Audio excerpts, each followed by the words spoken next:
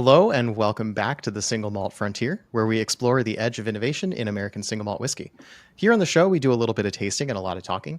Usually we talk about whiskey, but the best thing about whiskey is the conversations we get to have along the way, and we get to talking about a little bit of everything. As always, I'm your host, Doug, or as I'm known around the internet, Demi Tastes. I'm joined today, as usual, by my co-host Phill of the Ranger's Respite, who is a huge fan of Catoctin Creek and therefore will be running point on this interview today because he knows passively way more about Catoctin Creek than I do, and I wouldn't even come close. Uh, our guest today is Becky Harris, president and master distiller of Catoctin Creek. Welcome, Becky. How are you? Thanks so much. Really nice to be here today. So I'm glad to have you. This has been probably one of our longest episodes in planning so far, because pretty much since we started this podcast and it became clear that Phill was going to be a regular co-host, it wasn't long before he was asking, hey, when can we get Catoctin Creek on the show? And I said, we're always going to do like a quarterly diversion to another type of whiskey or another spirit. So like rye or rum or something.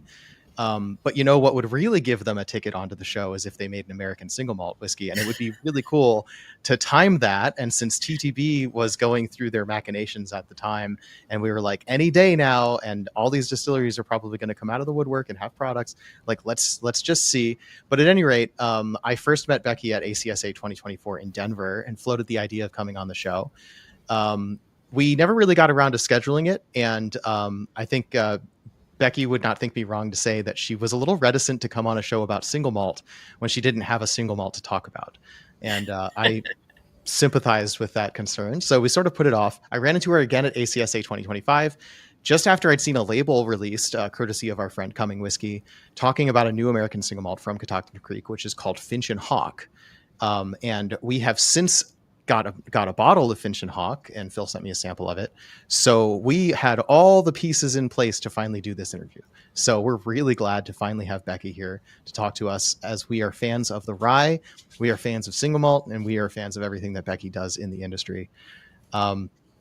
Before we get into the interview, I just want to highlight the thing that Phill is doing. Phill is currently running the Virginia Whiskey Tournament, which he does every summer. And Phill, would you give us an update about the tournament? And also, I think Catoctin Creek has some updates or past winnings or standings that you might want to talk about.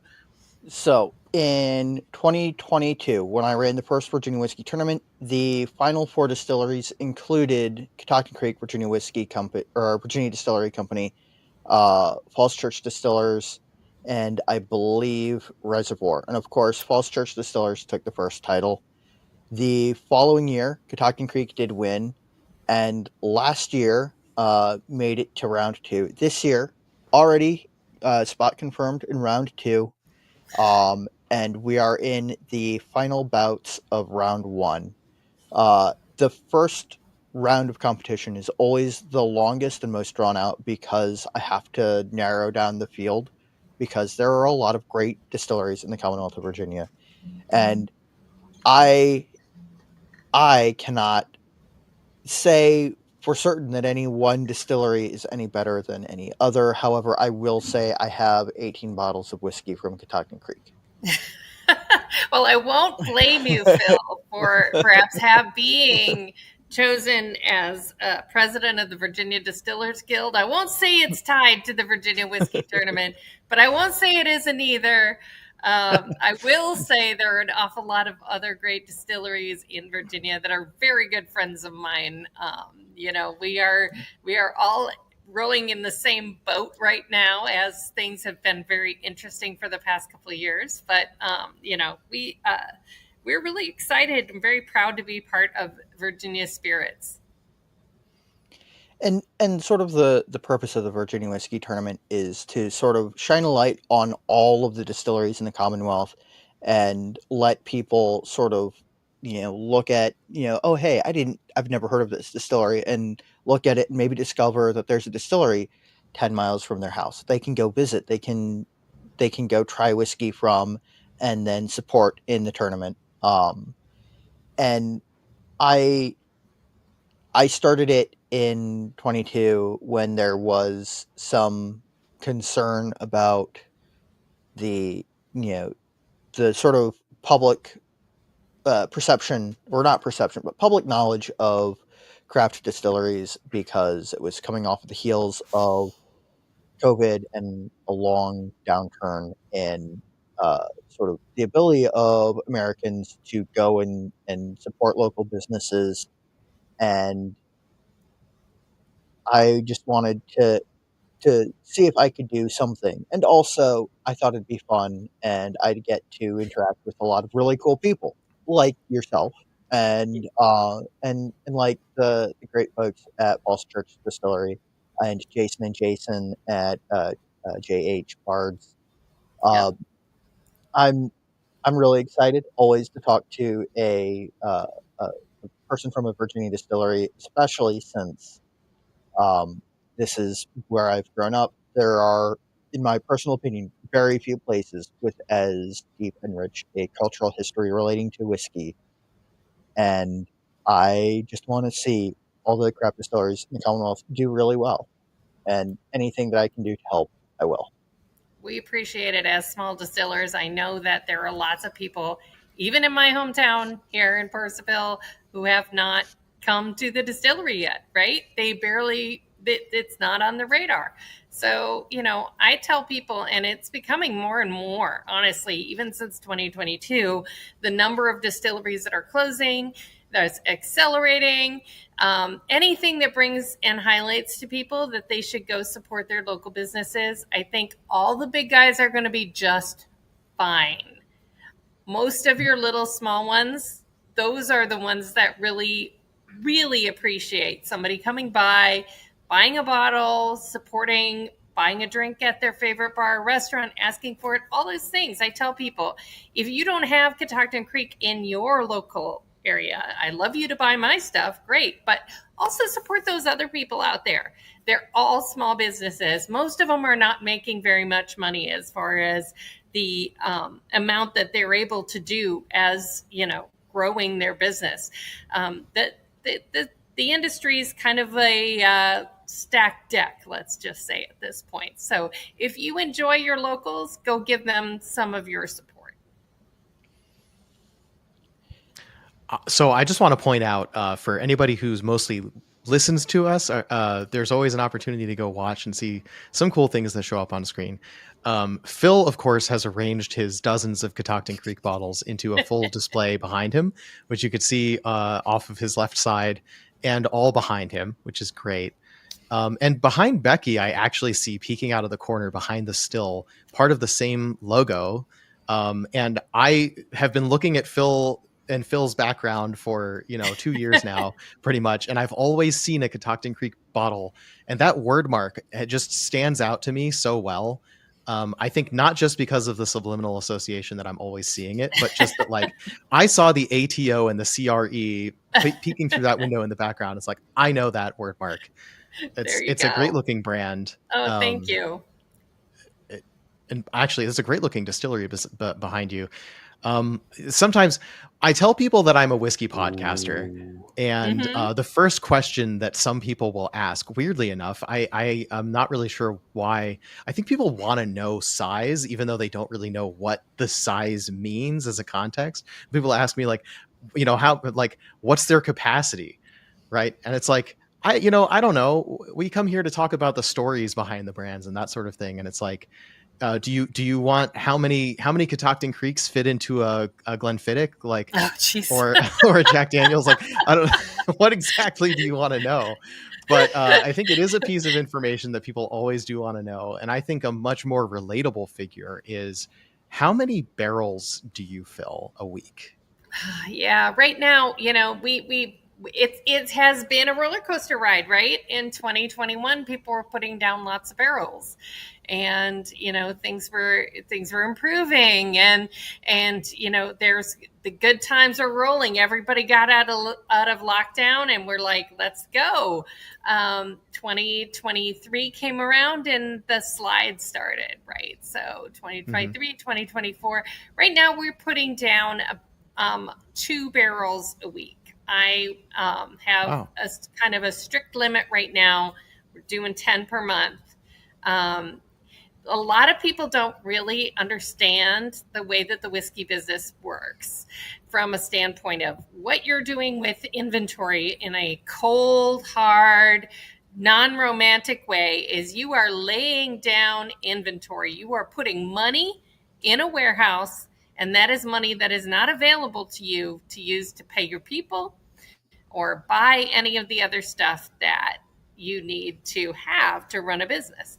So it is super important to not get overextended on your inventory. So we have always tried to pay close attention to what is our rate of pulling things out of the warehouse, and to try to not get over our skis too much forward, putting things away, because I mean, there are any number of people who have gotten into trouble with too many barrels in the warehouse, and that leaves you with not enough cash for operating.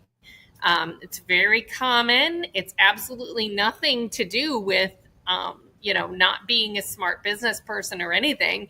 It's just that this downturn kind of caught a lot of people by surprise. It caught the biggest dang businesses, the biggest distilleries in the world had this same exact thing. So, we got to where we're like, okay, this is how much we're going to put down. And barring an unforeseen giant uptick in sales, we will be sticking at that rate.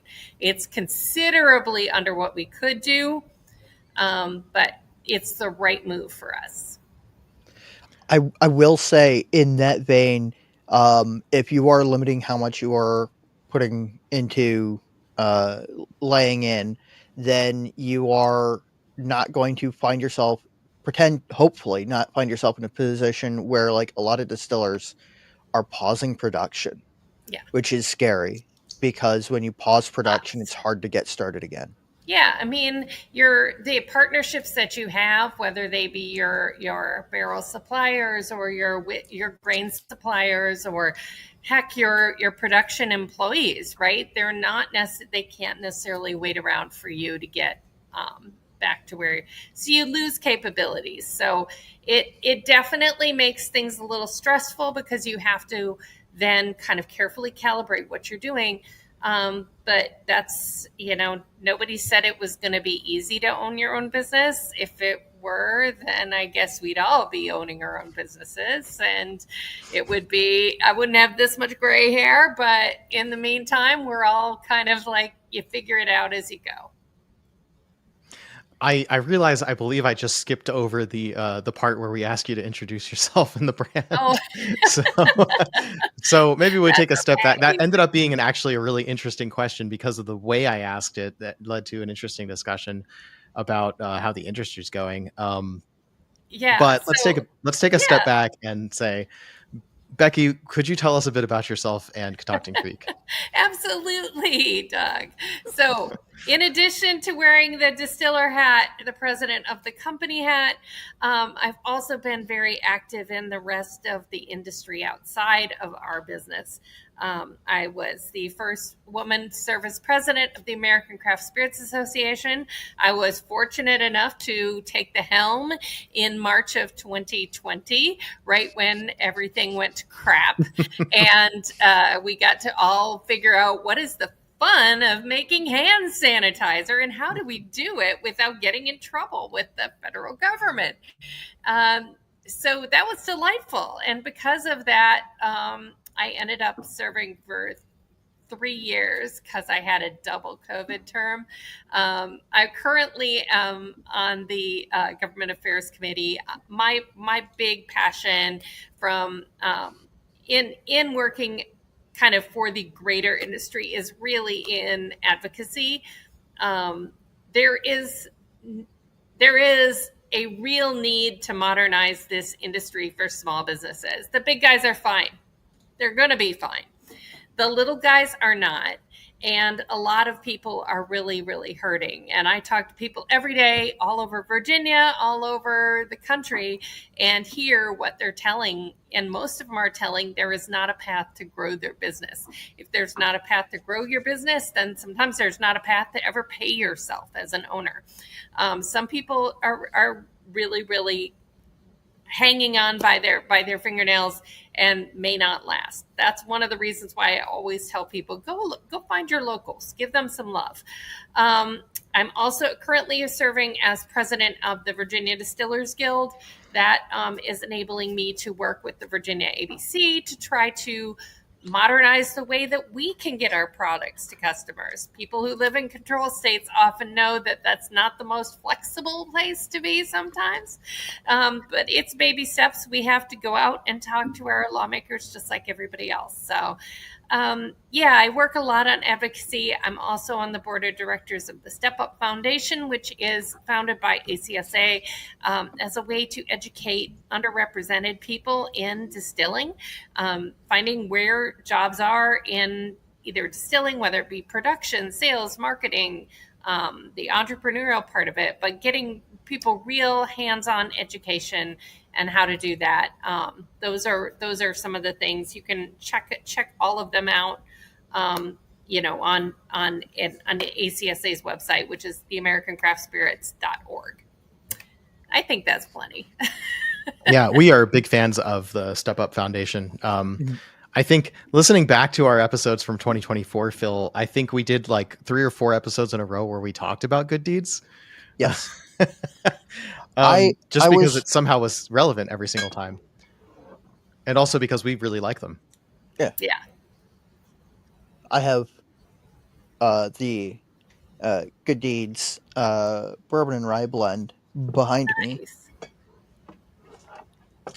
that I couldn't figure out where I put. The hazard of owning almost 300 bottles of whiskey is occasionally you forget where you've put something.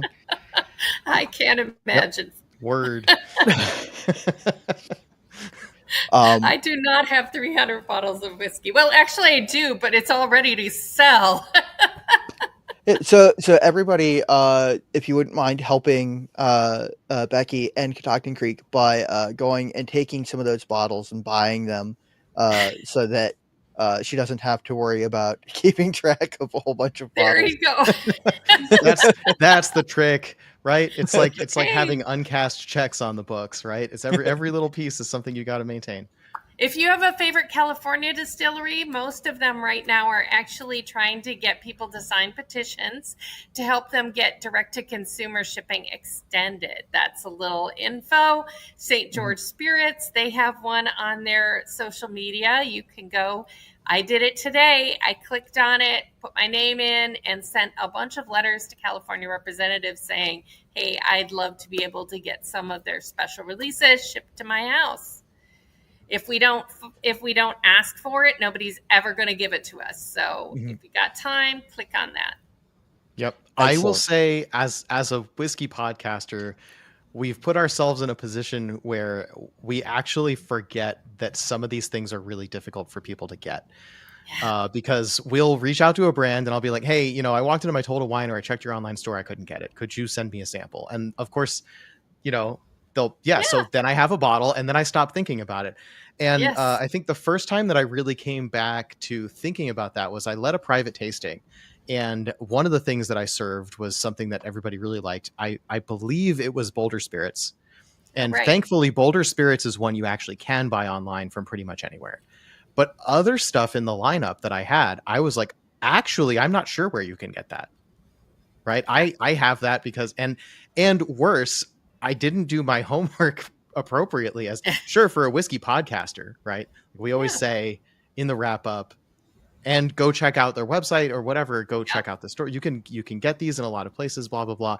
But that's a generic message to an audience that exists everywhere.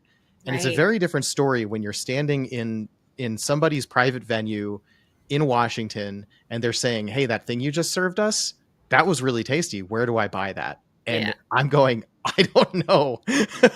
Like that was really embarrassing. And so there are a lot of places that still don't have e-commerce. And people don't really know that like the e-commerce that we have, most of it doesn't ship from our distillery. We're not allowed to directly ship. And honestly, if we had the privileges that wineries did, it would be so much better for consumers because we would get more money from every bottle sale. And we could probably do things like free shipping, right? Because we suddenly the prices would definitely come down, because you've got a wholesaler, retailer, and then you have this fourth tier, which is your e-commerce. So all of those places are adding more and more money on, and that's why it costs more. Personally, I'm just like, let's just change this. But, it's not that easy. Yeah, everyone's locked in with their, Yes. the businesses are lobbying to protect their businesses, right? Absolutely. Absolutely. Our That's, good old and post-prohibition so, tax code. yes, sigh. But that's not the fun stuff to talk about. But it's real. Yeah, it is. What's the first one you're tasting? Get something in your glass, guys. Yeah, so I was gonna say, Phill, I'm gonna ask about the Finch and Hawk before I turn the rest of this interview over to you. Obviously, I've known about Catoctin Creek for a long time, thanks to Phill being a fan of the rye. And actually, one of my biggest regrets is there was a Ragnarok rye in my total wine, and I was only buying one bottle of whiskey that day, and I bought a McCarthy's instead of the Ragnarok rye. And I love McCarthy's too. So it's and I say this because I know that about you, and so I feel okay saying it. It did turn out to be my favorite single barrel of McCarthy's, besides our barrel pick, which is definitely up there with being my favorite. But the first barrel pick that I got of McCarthy's turned out to be one of my favorites, and maybe that's just because it was the first time. You always fall in love with that novelty. That's right. So I don't regret that decision, because it really did get me into the McCarthy's lover ecosystem, I guess. Yes. But the Total Wine in my area stopped carrying Catoctin Creek after that, so I've actually never been able to walk into a store and buy it, which is just more on the same topic. But anyway, so about the American single malt. So mostly you make rye. I know about that because of Phill, but I was just so excited to see, hey, you've got an American single malt out now. So Finch and Hawk, as you've said, you have to lay this liquid down far in advance of when you're actually going to sell it. So clearly this wasn't an off-the-cuff decision that TTB ratified the American single malt rules, and then you distilled and laid down a barrel of what became Finch and Hawk. You actually had been planning this at least a few years in advance. Yeah. So if you could tell me the story of this product. Yeah, so we try to do a malt whiskey, maybe one a year. They're very small.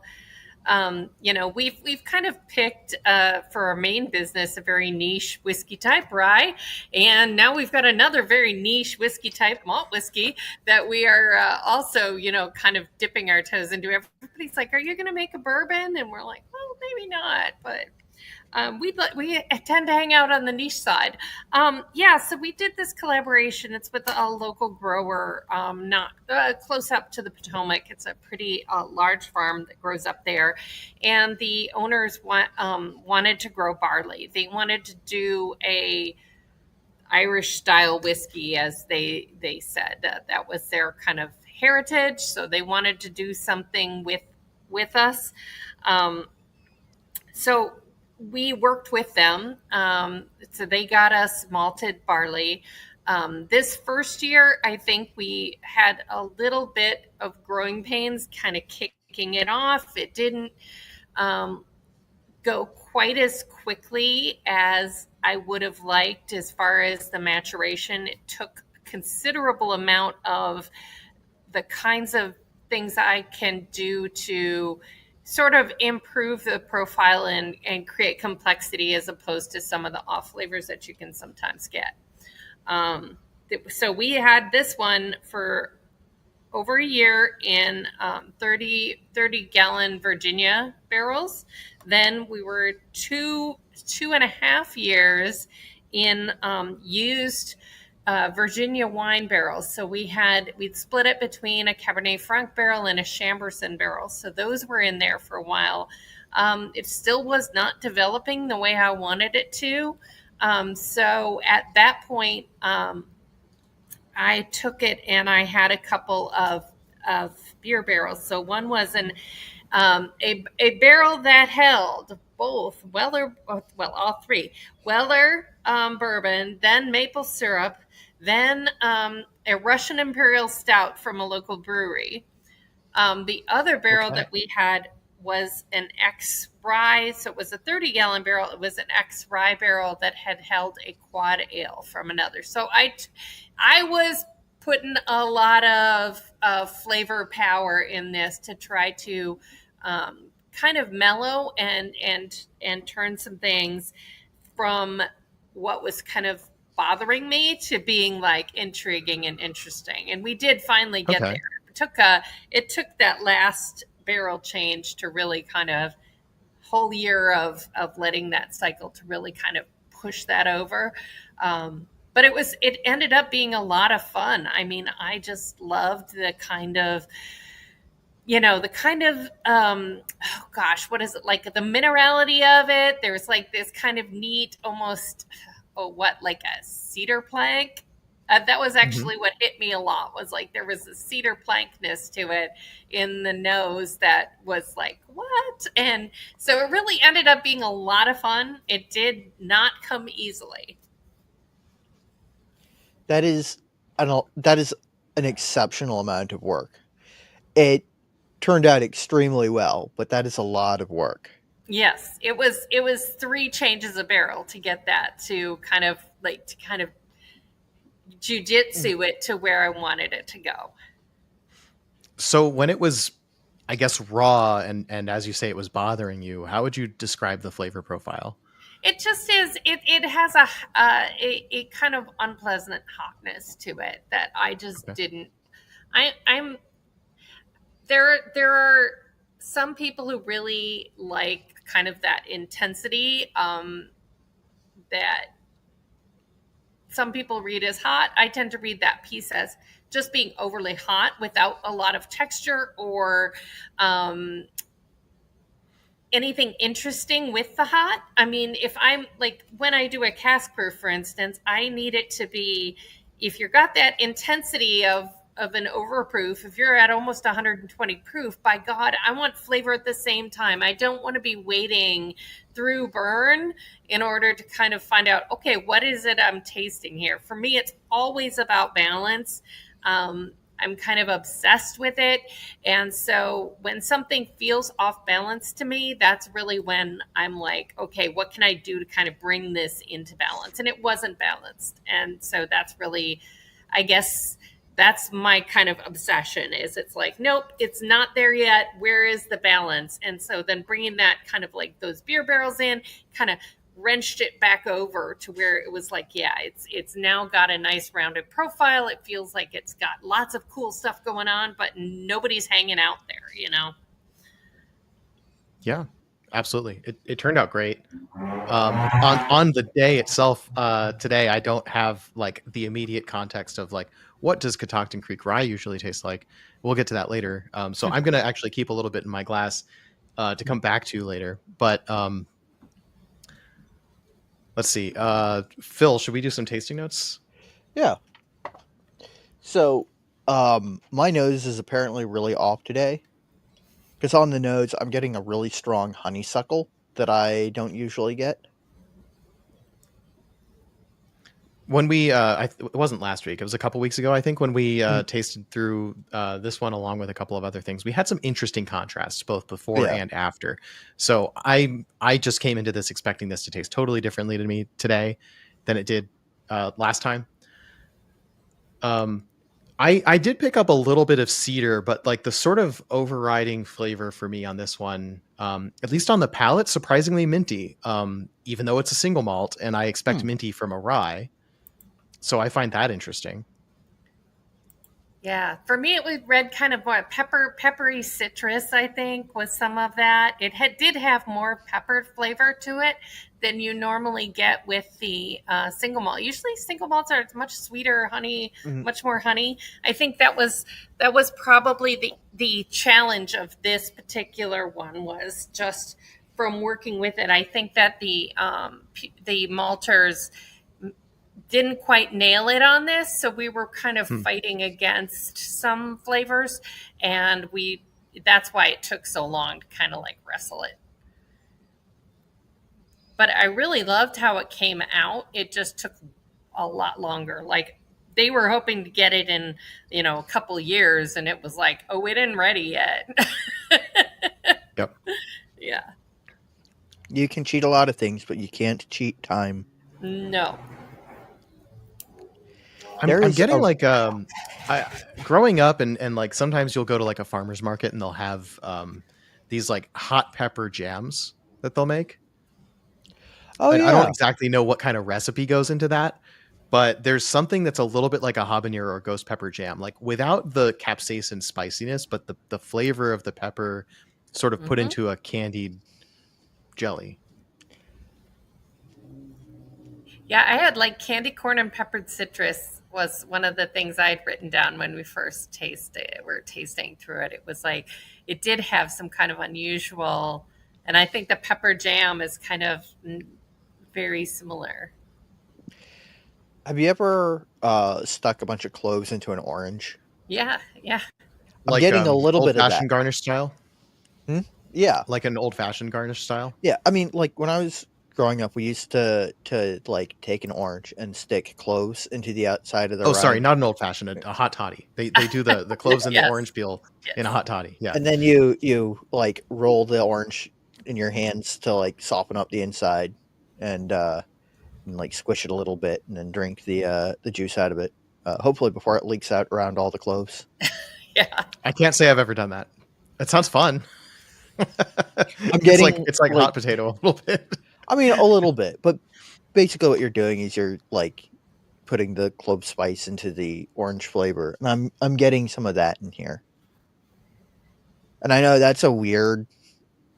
Tasting notes are all like experiential, No, like things it that you is. It's know. all what reminds you of something. I tell people that all the time. I'm like, if you don't taste what I taste, it's totally cool. Your whole life, your whole experience set is different. You're going to have something different. Yep. I think people kind of expect whiskey podcasts to do a little bit of tasting and tasting notes. But I don't think of this as a review per se, quote unquote. No. The kind of review where I would sit down and like really try to list as many tasting notes as I Yeah, can it's and not, give it a this rating. isn't a competition. Right. It's definitely more along the lines of like just giving us a chance to like spend a minute thinking about it, let people see how we're reacting to it, because the review is in like how enthusiastic are we about this thing. We're like, there's what we're saying, and I think you can tell the difference where sometimes we're just like looking for the good pieces, and sometimes we're like really like, oh, this is a cool product, you know. Yeah. Yeah. And I'm not going to like interpret for the audience what's going on with this particular one, but I'm going to say I feel excited about this one for sure. I mean, This for one was reference, a lot of because fun. I have to hold back some so that we can compare it to something else. I've got to stop now. I mean, Yeah. that's a Yeah, me good too. sign for the product. Yeah. Well, we've got It's more like, coming out probably in a couple years. We're going to have some other. Excellent. This time, the Finch and Hawk, they worked with a different maltster, so Mhm. I am really excited to see what that kind of change comes, because this one was I think there were some issues with the malting process, and so or with storage, something like that, but Mhm. you know, I people don't really know quite, there's a lot of things you can do to kind of work with a whiskey. It just takes a lot longer. yeah, okay. Yeah. So I want to dig in on that point actually, because you're saying this was something where the grain seemed to have a problem. I felt like And it did. I can't guarantee you that, but it sure. seemed to me like they didn't quite move through it as quickly as they should have to get it to us.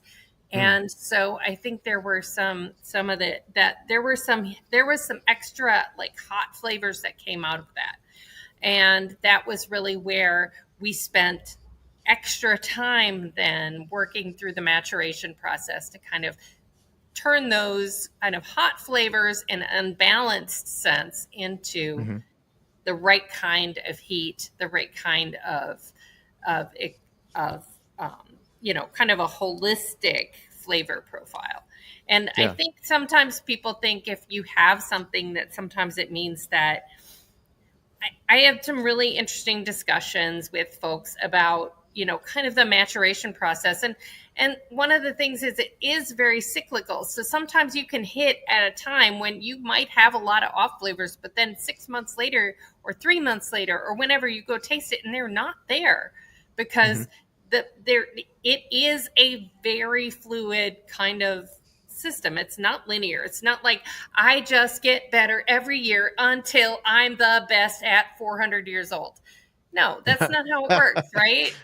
I mean, sometimes from, the way that, it's a 42-year-old whiskey, it must be much, much better than the 5-year-old whiskey no, it doesn't work like that. And that's really where the fun piece of it is when you're doing this job is, okay, I'm going to evaluate this, and based on my experience, what do I think would help this to kind of to round it, to make it better? And it's not like it's bad, but it's not right, is how I see it. If it had some kind of flaw that was like egregious, it can't, maybe you can't fix that. But lots of things, if they're developing one way, you can kind of slide it and move it into another way. And that's one of the things you do with kind of just tasting things regularly and going off what you know from having done this before. Yeah. I just want to say props to the finished product, because I would never have thought this started as a grain that had any kind of problem. The grain doesn't stand out to me in a bad way at all.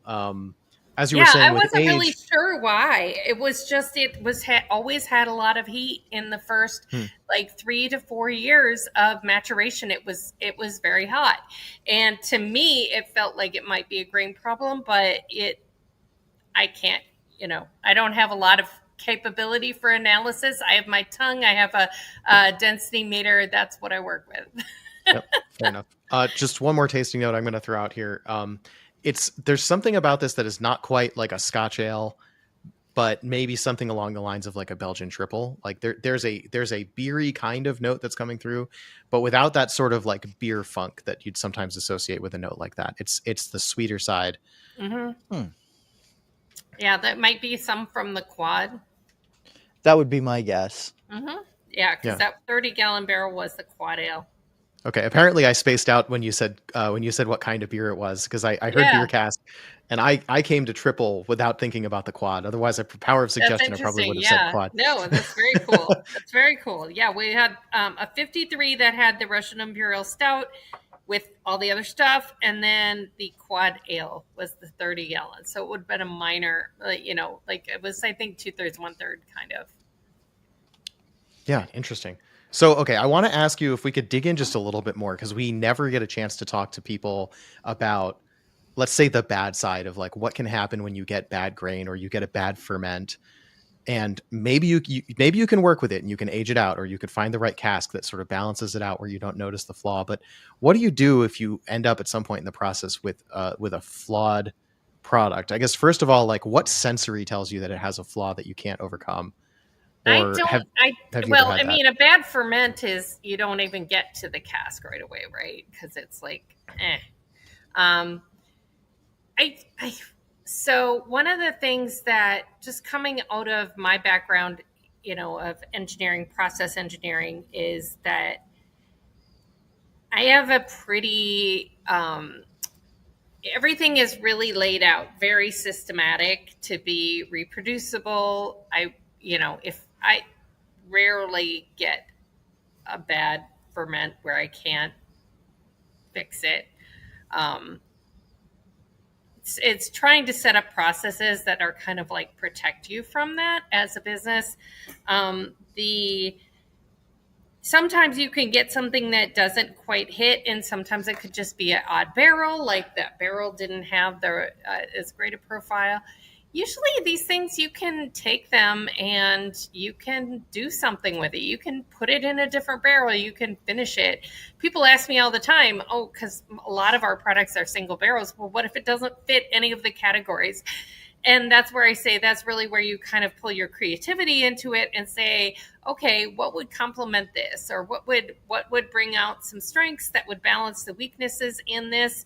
And what kinds of things can I do that might, from what I've done before, fix this? Whether it's fixes in a flaw or fixes in just something I personally don't like because I am highly opinionated on what I like and what I don't like, and it doesn't always line up with everybody else in the world either. So those, because I always tell people are like, well, what, I'm like, here. The thing that always gets me is there are so many people that love Old Granddad, and I just cannot, never. I have tried it so many times. I've tried it to, some things just don't appeal to my palate. And so that's it. Yeah, I never say that Old Granddad is a bad whiskey or flawed or anything, but it doesn't appeal to me. And so that's where I kind of differentiate whether it's really a flaw or whether it was just something that didn't appeal to me, if that makes sense. Yeah. I think that's true most of the time. I mean, I've tasted a handful of products. I'm going to even say like at ACSA, at the grand tasting, all the products that come out are ones that have won at least bronze. Some of them have a note that I think a lot of people would associate as a craft, something not fully cooked about it, if that makes sense. And like that may or may not be what's technically happening, but this idea that there's like this uncooked dough or raw grain kind of flavor in a whiskey that traditionally wouldn't have that. So if we're talking about something like an Irish pot still style whiskey, they've got the unmalted barley in there. So you're expecting a certain amount of that unmalted grain or that uncooked bread kind of flavor. But for most whiskey, you don't want that. And that would be considered like maybe kind of an off note to me, I think. But I could also see there's a lot of potential for people being totally okay with that particular flavor note. And that maybe like I'm calling that a flaw. Yeah. But it's not necessarily like to me, it's a note I don't get along with. And right. I think calling anything objectively a flaw when I don't have the technical knowledge of like what is something that could have gone technically wrong in the product that produced that flavor is overreaching for me as a non-producer reviewer of whiskey. Yes. And I think there aren't all that many people who have enough experience broadly enough in enough different categories and enough different ways to really call something a flaw. It can depend on intentionality, right? There can be an intentional choices that people are making. And so, one of the things I've found just from, being in this a long time, having put in things for evaluation for a long time, that sometimes, you get feedback back and it isn't right. They'll tell you it's over oaked or, and there's no human way that it could have been over oaked. But it's really difficult to make those judgments without the process data, right, that goes behind it. So that's why I tend to talk about what things taste like, what they hit on my palate, what kinds of pluses and minuses they are, and not necessarily relate them to a process thing, because I don't actually know that that's the case. I don't have those tools to analyze it. So it's to me, yes, it might be an off flavor, but somebody else could be like, that's freaking delicious. Right.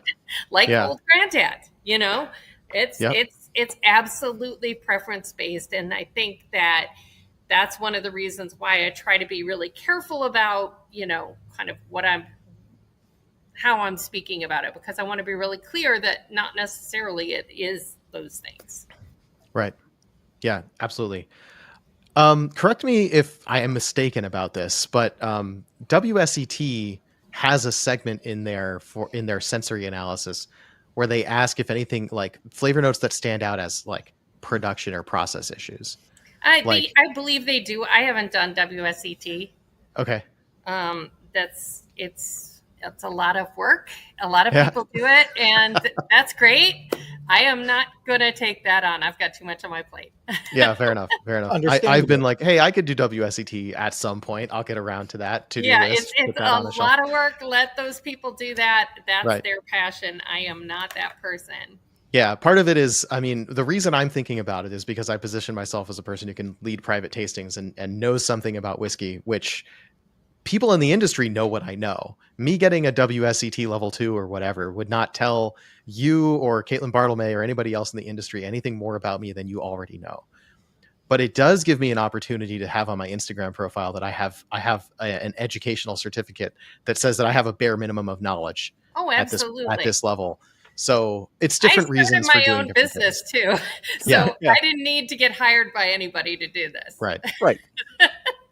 WSETs are very useful when you want to show a depth of knowledge, for whatever you're doing. I started my own business 16 years ago, and so nobody had to hire me other than that I'd be willing to work for nothing. Yep. Fair enough. Okay, so before this glass dries out, because I've got just the tiniest bit of future comparison, Yes. I want to turn the lead on this interview over to Phill now to lead us through the questioning about the rise. And Actually, I'm going to step back. I want to make a quick sidestep into sort of an interesting territory that occasionally comes up when you're talking about malt whiskey, and specifically what makes American single malt whiskey different from malt whiskey Right. versus like some of the other malt derivative whiskeys. And I wanted to talk about your some of the things from your brewers Collaboration kind of things. yeah. Mhm. Right now, I've got a glass of the Midnight Confession Dark Malt, Yep. which is a collaboration with the McDowell Brew Kitchen. Yes. I will hold up. Yeah, the it's a very bottle. small brewery in Here, let me focus you. Virginia.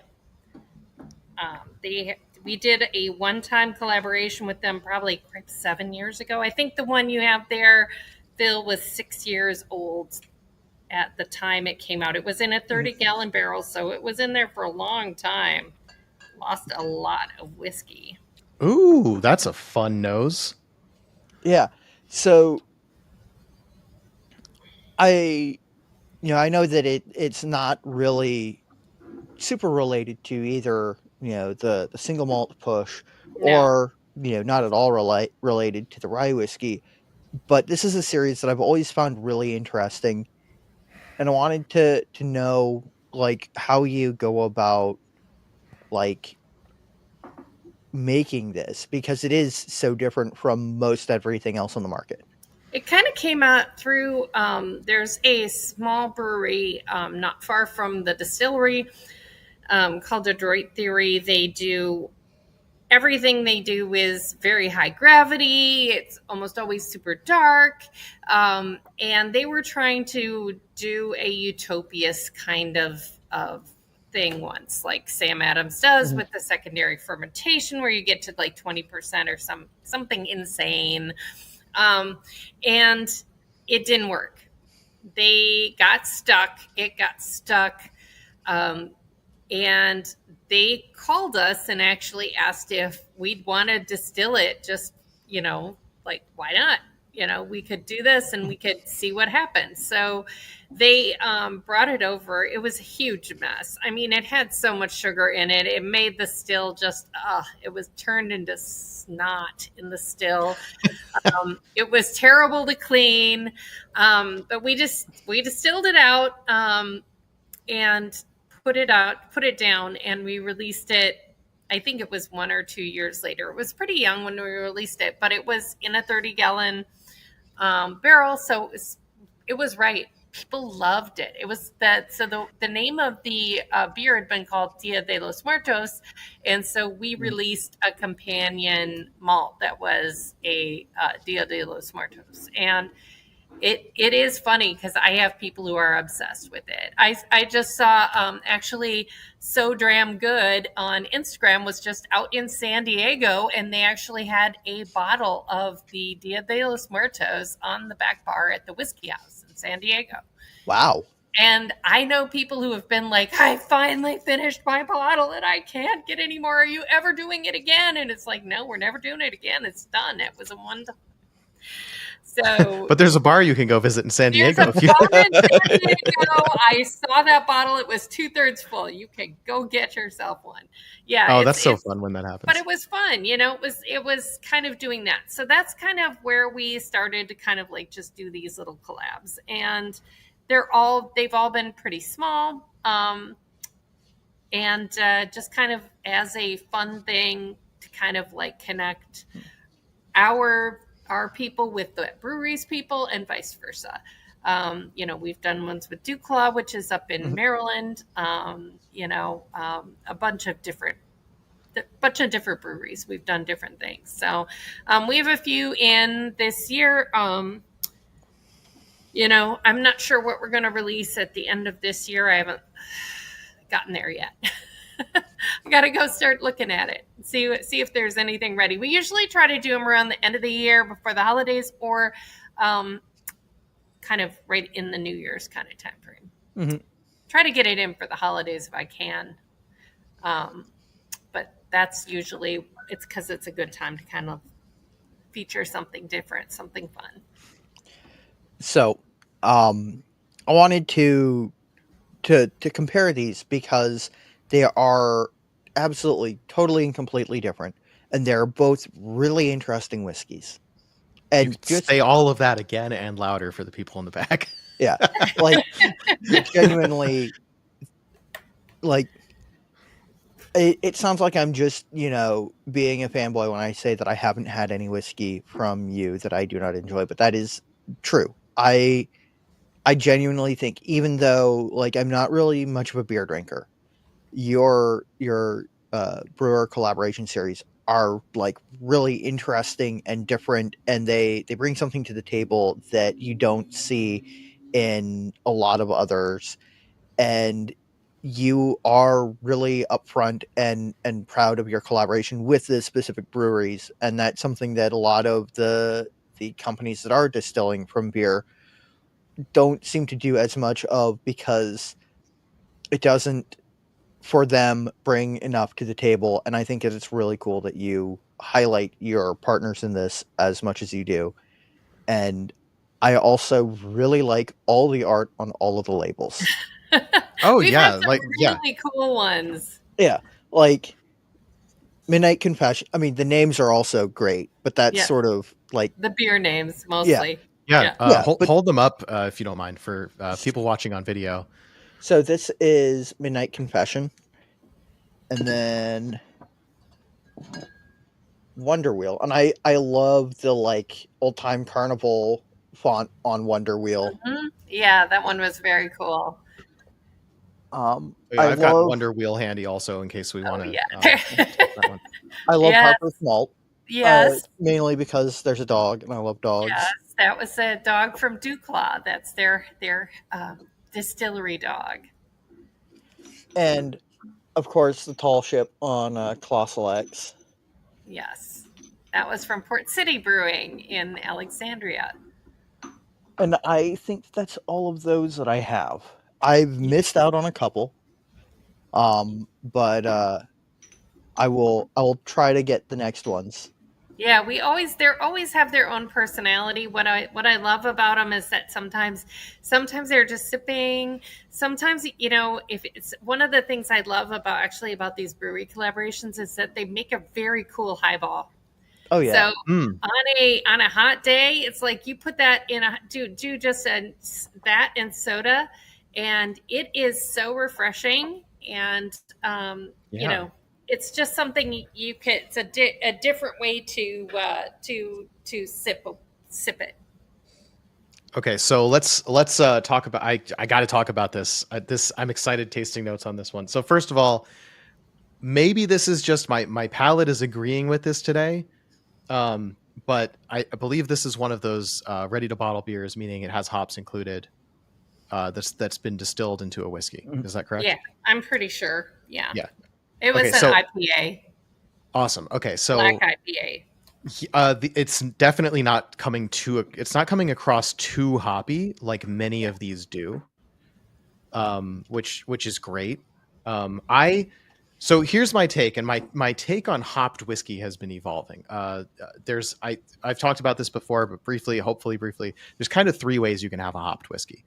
One is you have hops in the mash and you distill it there. Two is you add hop flavor afterwards, which I think, Yep. me personally, right, that makes it a flavored whiskey, so it at least gets to have whiskey in the name. But I think that's the least whiskey of all of the three options. And the third way is you distill a whiskey and then you age it in a barrel that had a hopped beer in it, so like an Yes. IPA cask, something like that. So there's Mhm. three ways that you can get hop flavors into whiskey. The flavors that you end up getting are fairly similar, but only one of these is actually allowed to be called whiskey according to TTB's type system, which is the one where you created a whiskey and then you aged it in a cask that imparted the hop flavors. Then you have a finished Sure. whiskey. Mm-hmm.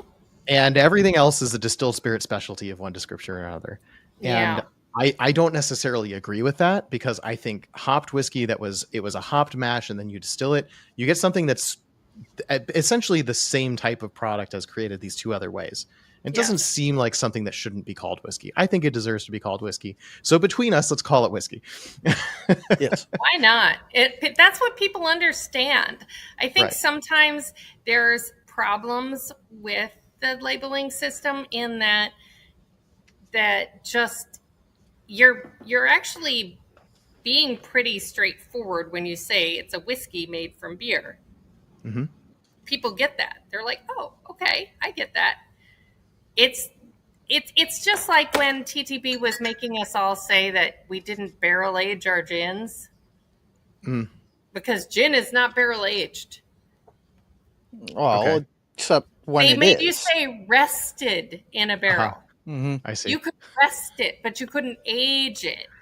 I mean, It took a those nap. kind of things. Yeah, and they didn't want like aged in an apple brandy barrel because you've got a different class and type on. It'll cause consumer confusion. That's what you hear Mhm. all the time. Consumer confusion. Oh, I put this whiskey in an apple brandy barrel. Oh my God, what is it? Whiskey or brandy? I don't know. I mean, I think they sometimes think people Yeah. are stupider than they are. So Yeah, I that's think just- there probably is a middle where people get really confused. Like there's people who just want to drink it if it tastes good, right? To them, Screwball is whiskey. It goes in a mixed Yes. drink. It says whiskey on the label. Fine. Then there's the nerds who know all about all this stuff, and they see whiskey and brandy on the label. There's no question. They understand whiskey aged in a brandy cask. It's still a whiskey. It's a finished whiskey. And they want to know about that brandy cask. They want to know everything about that brandy cask, because even though 95% of the flavor of that whiskey comes from the whiskey, Mhm. that brandy cask is the special something extra that they haven't had before. And for the people who know too much, the sort of cool, what's different about this whiskey, those are the details that get a lot of attention for those people. Then there's people in the middle who've just started to learn. They know that Screwball isn't really whiskey, and they know that that Hey, barrel according to aged the gin TTP, exists. it is whiskey. No, I just Is it not a distilled specialty spirit that's It is called distilled whiskey specialty flavored? spirit, but you can put whiskey on the label. So again, Right, you can put whiskey on to the label me, in this the is fanciful like, name. yeah, it's Yeah. Yeah. It's just a whole weird thing. And right, then there's people like us, where 3 years ago we started reading the regulations and going, wait, that thing says whiskey, but that's not really whiskey. Rabble, we're upset about this and we feel like we should tell somebody. And then you learn a little bit more and you realize that, if you actually look at the TTP cola label approvals, you get all this information you never wanted to have. yeah. And it does confirm that, in fact, yes, you were right, but the label does say this other thing because they applied for it and it got approved and blah, blah, blah. And it's just different levels of knowledge, really. Yes. It was the real geeky way of saying there's different levels of knowledge. And I think there's potential for confusion at each of these levels. But overall, I don't think anybody's going to say that you distilled a beer and that's somehow wrong to call it a whiskey. Because one of the first things you learn about distilling is like, oh, we made a beer. It's Traditionally, a distiller's beer. right, it's a distiller's beer. Traditionally doesn't have hops, and then you distill that and it becomes whiskey. And so for most people, why don't you just distill a beer? It becomes an interesting question. And then you say, well, for the most part, that gets into a weird place. Yeah. And also That's everybody why- likes bourbon, and people don't really like corn please. mash How beers. many people have told me people don't even know that rye isn't bourbon? Yeah, that's true, right? Yeah, So, people call it rye bourbon.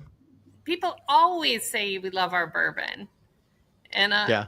and it's like, oh, thank you. That's what I Right. say. Yeah. Bourbon for a lot of people, bourbon is a synonym for American whiskey. That's right. Yeah. So I mean, I think there's place for it. I think there's some things that can be useful there. Our releases are very small. They are generally pretty local. I'm not going to get too precious about it. Yeah. So, okay, we've identified that this is distilled from a beer, and I want to talk about the flavor notes that I'm getting from it, because this is really cool to me. So we've had Mountain Meadow. We love Mountain Meadow. It has a real deep honeysuckle and citrus thing going on. That's Lost Lantern Mountain Meadow for the listeners who don't know what I'm talking about, which happens to be a hopped whiskey distilled from a hopped beer from St. George Distillery and bottled by Lost Lantern. So that's all fully disclosed and everything, but they call it an American single malt on the label. And I mean, especially before American single malt was ratified, I have no problem with that fact. And then there's the following the rules thing, but we can leave that as a side discussion, which we've essentially already had. This is another, I would say, like, you get these distilled beers. Some of them come across as too much hops or harsh in some other ways, or you can see why some people would try a distilled beer product and then say, I don't like that. I don't think that should be called whiskey. It doesn't taste like whiskey at all to me. Yeah. It doesn't taste good. Call it beer schnapps or something, which is what they would call it elsewhere in the world. But it's something different than whiskey. I do think that distilled beer is a categorically different flavor profile in the same vein as peated whiskey and unpeated whiskey are a categorically different flavor profile. But I still think it tastes like whiskey, and I think there's good ones and I think there's not so good ones. And this is a good one. That's what I'm trying to get at here. This is very clearly what it is, and it's very good. The nose is lovely.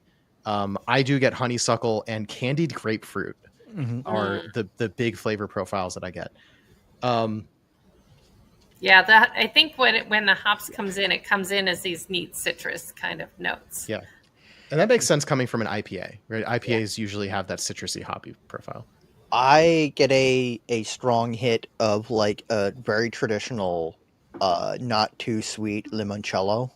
Oh yes, absolutely. Nailed it. My parents made a homemade limoncello, and this absolutely does remind me of that.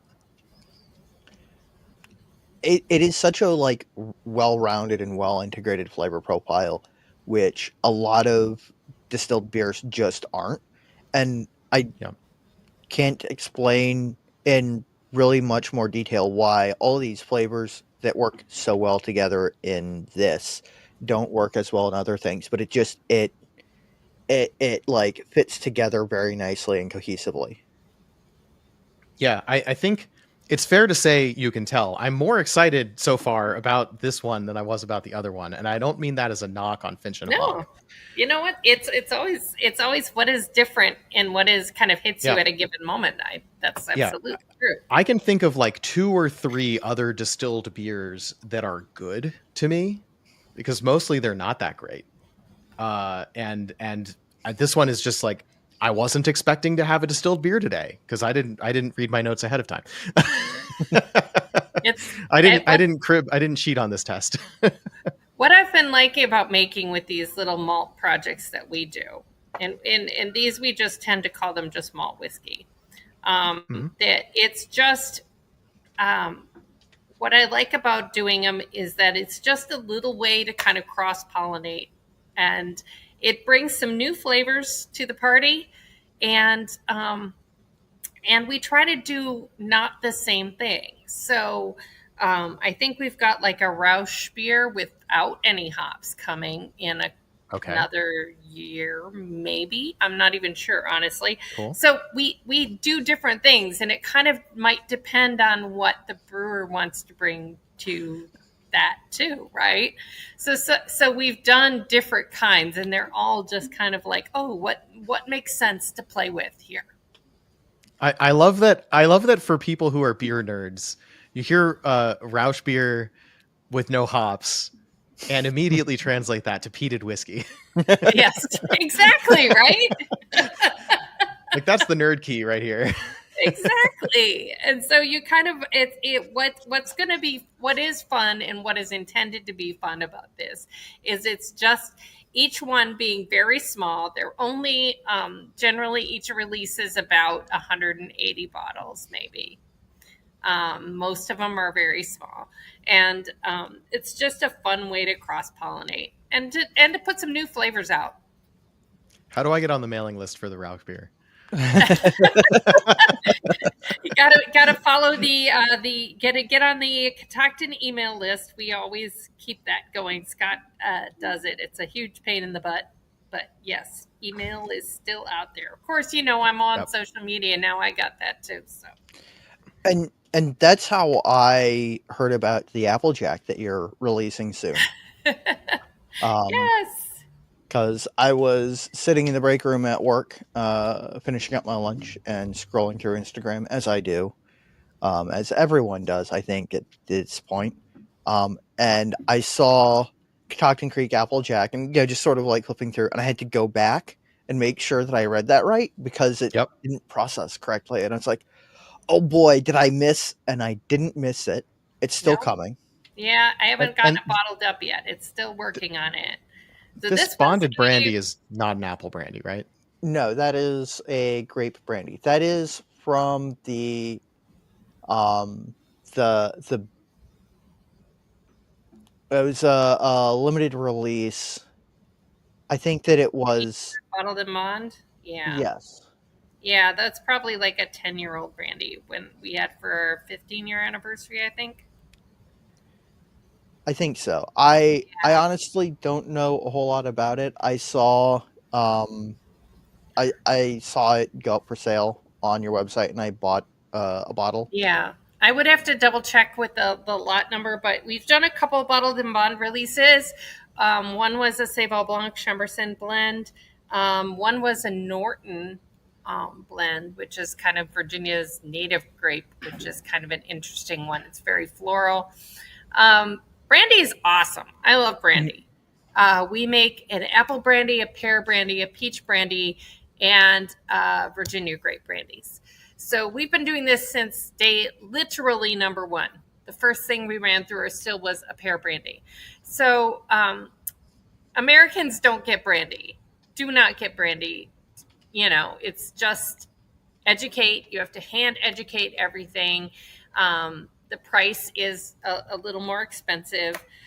So we had one of our distribution partners ask us if we would come up with something that would be priced kind of in for a suitable for rail cocktail kind of pricing.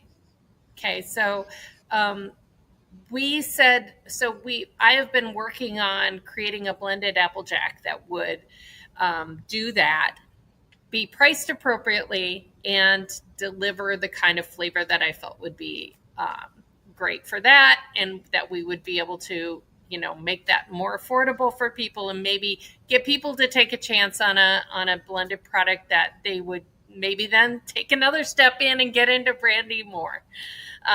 So we are just getting ready to launch that. So I've been working on that for the past few months and kind of designing what I want the flavor profile to be, and then getting it all set up, which is always a challenge. But yes, I'm very excited about it. It is delicious. I'm sorry I derailed us a little bit with that. I'm always excited about new products, and I wanted to make sure that we did touch on that before we got too into the weeds. Yes. And I mean, you and me both, Phill, right? If only we had 3 days a week that we could have someone on to talk about their new products all the time, yes. Right? Nobody has that amount of time. At the best of times, we had 1 a week interviews, and now we're down to like every other week or so. And it's just like, we'd have to do this as a full-time job in order to really talk about everything we'd want to talk about. So we take all the opportunities we can. And that's also why we run for 2 hours every time we do an interview. So in the interest of time, maybe we ought to move forward. Yeah, I think let's hit the rabble rouser next. Oh, that's a fun one. Despite being a little bit higher proof than the other rye that I wanted to hit before potentially touching cask strength, or cask proof. I think this is a good start before getting into the potentially interesting finishing. So would you mind telling us a little bit about Rabble Rouser and sort of where it came from? Yeah, so this was a project. It actually came in, I think it was the first one we did was like year 5 or 6 of the distillery. So that's like 10 years ago, maybe now. We had initially had, so we never sourced and bottled whiskey. We always made it grain to glass. When we started in 2010, that meant that our whiskey was darn young. Always tasted good. It tasted young, but it tasted good. And we basically just kind of didn't have the ability to put a lot down. So we kind of just kept ahead of where we were. And I had 1 or 2 barrels that were set aside that I let kind of sit there. And when we got to just about 4 years, one of our employees at the time, our sales manager, Chad Robinson, was like, "Hey, don't you have a 3.5-year-old barrel?" And I said, "Yeah, I do." He was like, "We could do a bottled in bond release." And I was like, "Oh, that's really cool." We hadn't done anything different like that. So we did pull that together, and it was 4 years in a 30-gallon barrel. And that's a kind of a tough economic play, because in 30-gallon barrel, 4 years, you're losing more than a third of your whiskey. So, it definitely hurts a little bit. So we had been doing those up until probably it was last year. Our 15-year anniversary was actually the first year we released a bottled in bond that was aged in a 53-gallon barrel, because for a long time we put everything in 30-gallon barrels, because I would take all those barrels in the back of a 1993 Ford Ranger and drive them out to the horse barn where we were aging them, and just run them down the ATV ramp. So you can fit 4 30-gallon barrels in the back of a Ford Ranger. You cannot fit any 53-gallon barrels in the back of Ford Ranger. So we had to wait till we had a box truck to put things down in the larger. So that was 2017 when we did that. So that was the first one we released, and that was at 6 years. So that might be the one you have. Do you know the batch number on it, Phil? I have batch number 21501, it looks like. 21. Okay, yeah. Okay, so yours is actually even cooler, because yours would be the last of the smaller barrels. Ah. So that 2021 was the last of the smaller barrels. So these were aged between 4 and 5 years in a 30-gallon barrel. So those were really, really neat. They had a different flavor profile than it does now as we've gone to a larger barrel. There are some things I really love about the flavors that we get in a 30 that I don't think translate the same way, even at in a 53 with even more years. You don't necessarily get those same things. I almost always got some really gorgeous kind of almost strawberry notes in some of the small barrel bottled in bonds that I just loved, and I haven't gotten those in the larger ones yet. So maybe I never will. I don't know, but it was something I did love about those releases. So I also noticed holding my backup Rabble Rouser bottle next to the one that I have open. This one has gold text on the label here, and this one, the one that I have open, is silver. Huh. Interesting. Don't know. Different batches, same batch? Different batches. Different batches. Yeah, this one was this year's. Okay, so that one is going to be then in a 53-gallon barrel.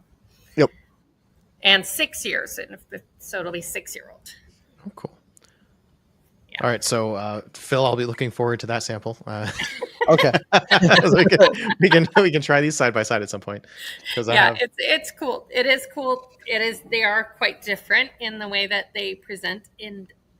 Yeah, I love them both. I think they're really fun. That's been a fun project. We release it every year in February usually.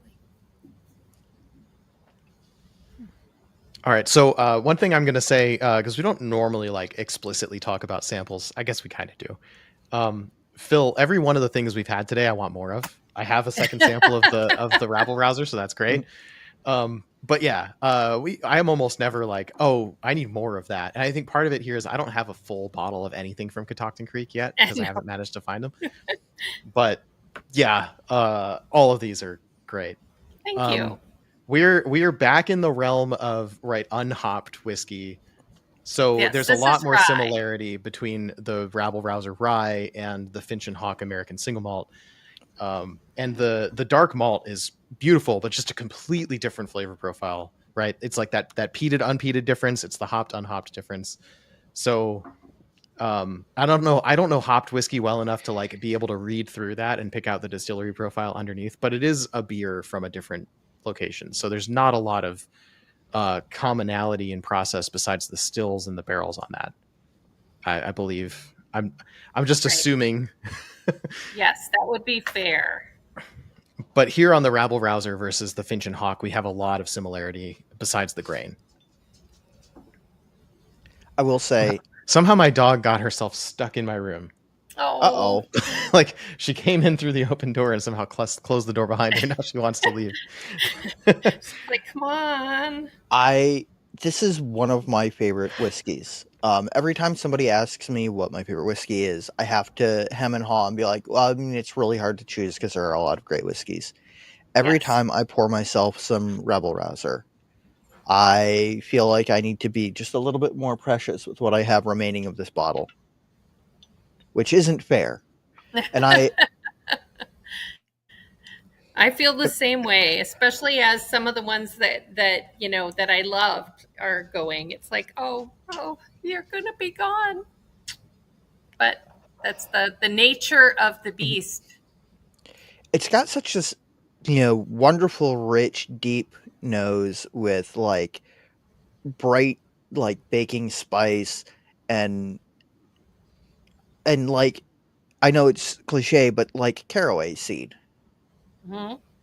And then on the palate, it delivers this like wonderfully robust, like slightly spicy. There's a little bit of like of like sort of an almost funky note that I always get on ryes, and then it's like beautiful, luscious like vegetal and like cut greenery, and it all melds really wonderfully into like a semi-sweet package that just fantastic stuff. It's one of my favorites too. Is caraway seed actually a cliche? As someone who doesn't review a lot of rye, I think it's because of rye bread. People kind of associate those. I was going to say, because I eat a lot of rye bread because I like rye bread. I like rye whiskey, and a lot of rye breads have caraway seed on the top. Yeah, and so you associate the two, and it may or may not be real, but it's just sort of like that rye bread smell, like that comes to me when I'm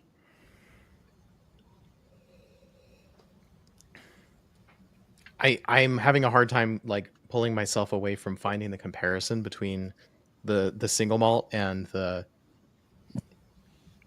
Ragnarok. Rabble Rouser. Lots of R's.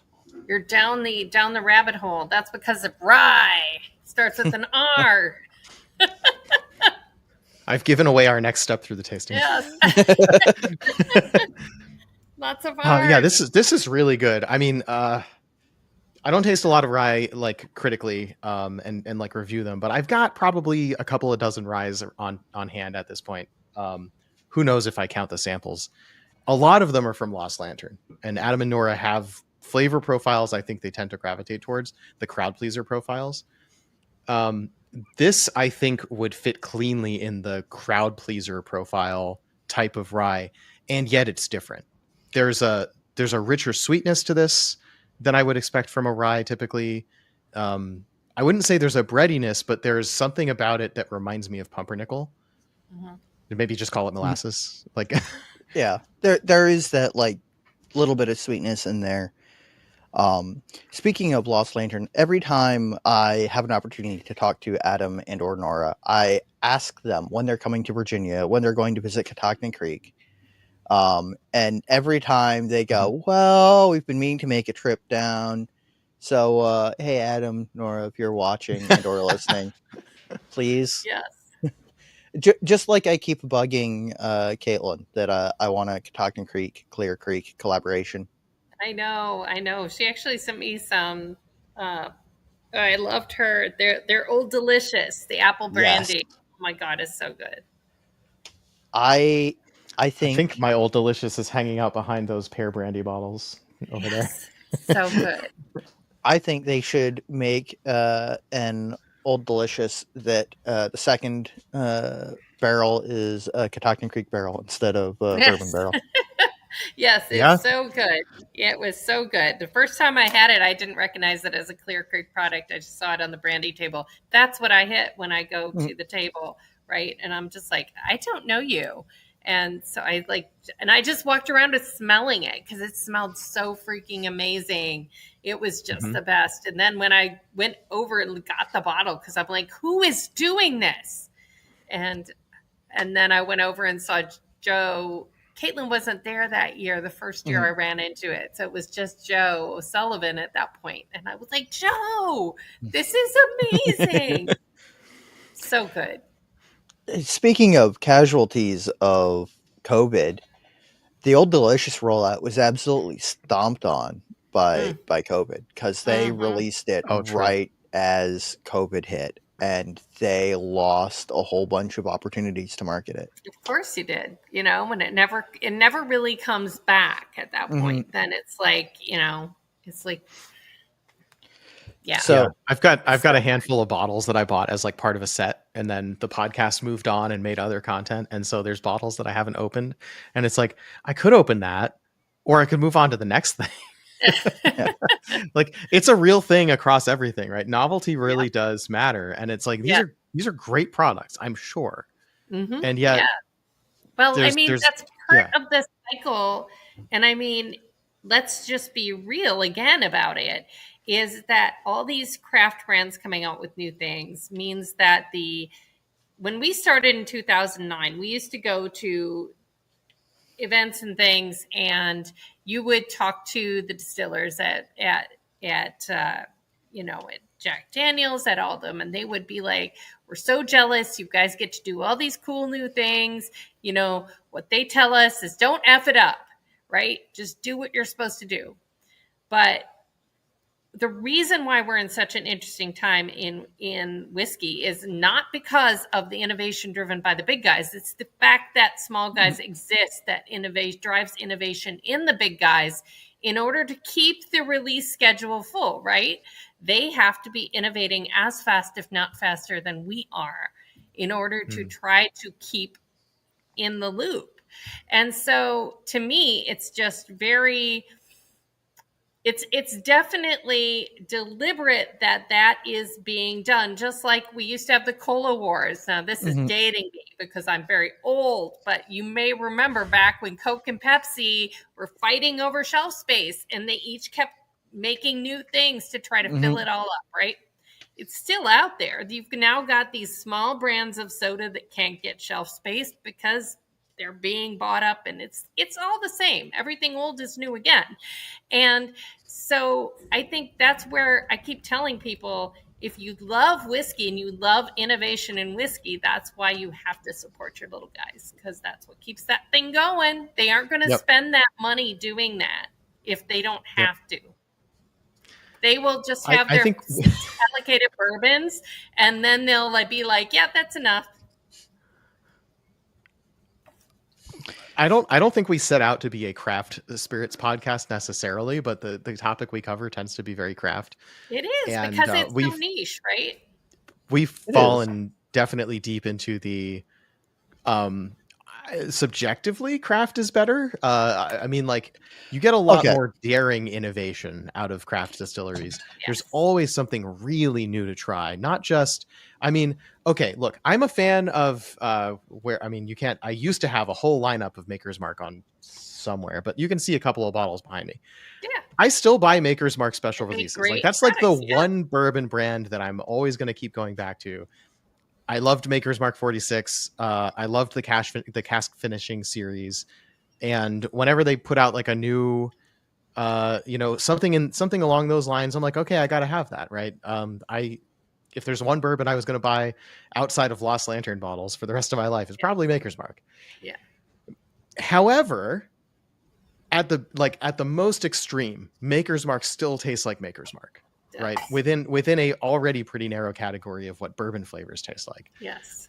And I like, on the outside, it looks like they're experimenting in these huge, crazy ways, right? Like, the staves that they finished this one in have nothing in common with the staves they finished this one in. Should be a hugely different flavor. Well, okay, if you side by side them, sure, you can notice a difference. But we're not talking. I mean, we've only tasted 3 whiskeys today, and they're like, if there's a circle of whiskey flavors, of things that I taste in American single malt, in rye and bourbon, like whatever, what have you, these are at the extremes, almost as far apart from each other as they possibly could be. They all are whiskey, and that's all that they've got in common, right? And I think that's great. Catoctin Creek, I can see why Phill can fill up an entire row of shelves with just Catoctin Creek, because it's not just being a fan of the brand and therefore buying everything they make. It's being a fan of the brand and knowing you can buy a different bottle from them and get a different experience. Absolutely. And I, maybe not everyone values that, but I certainly do. And like, I will say, somewhat controversially, I keep a bottle of this always, no matter. Proof? It is the Distiller's Edition 92 Distiller's proof. Edition, yeah. Mm-hmm. I've gone through probably a case worth of this, because this is my go-to introducing people to high quality rye whiskey. I've taken bottles of this to D&D and to parties and left them, and I always replace it, because this was my introduction to high quality rye whiskey. My older sibling got me a bottle of this because they were working on one side of Purcellville. Like, so weirdly, they were going to school in Winchester. They were working. Weirdly, who would do that? I mean, not to brag on them too much, but they were attending the Shenandoah Conservatory of Music, and they were working at an Irish pub, and then they were also working at a music shop in Purcellville. Okay. And they used to drive past Catoctin Creek every day, and they decided they had to, try it, and they liked it. And on my 21st birthday, they gave me a bottle of the Distiller's Edition, and the first 2 bottles of real whiskey that I ever bought that I had in my possession were this and a bottle of Ardbeg 10. Oh, yeah. And that was it. I was hooked. Yes. I've always felt, for personally, having that single malt and rye are more closely related in a flavor feeling than are either of those in bourbon. Like, bourbon is like over here, and those guys are like kind of adjacent, related, kissing cousins kind of thing. And I will say that, and this is apparently somewhat controversial, I think that there's more room in like what's available with rye whiskey than there is in bourbon, because for whatever reason, bourbon has this very like narrow niche, and everyone kind of aims for that like a narrow gap even within what bourbon can do flavor wise. And rye producers are much more willing to do things that are a little bit different. Like, Because we have to. well, yeah. I mean, Because they're absolutely. little. You gotta try to get some attention, right? You gotta do something different. So you have to do. You're not trying to go for the thing that everybody already likes, because you're having to try to get people interested in what you're doing that they aren't sure they like. And honestly, how many times have I had to taste people at whiskey shows who'd go, "I don't like rye," and I'm like, "Try this one, Yeah, right I here. mean, Try this one," and they're like, "Oh, this is good." It's like, and so much of what's on the shelf, even from relatively big brands. what's that one? I just wanted to say I'm pouring some of the Distiller's Edition that Phil sent me because Oh, cool. we're Cool. talking about it. Yes. Yeah. So Phil, we don't have to talk about this at length. You don't have to join me, but I feel Yeah. like for the sake of the conversation, I need to have a sip. So.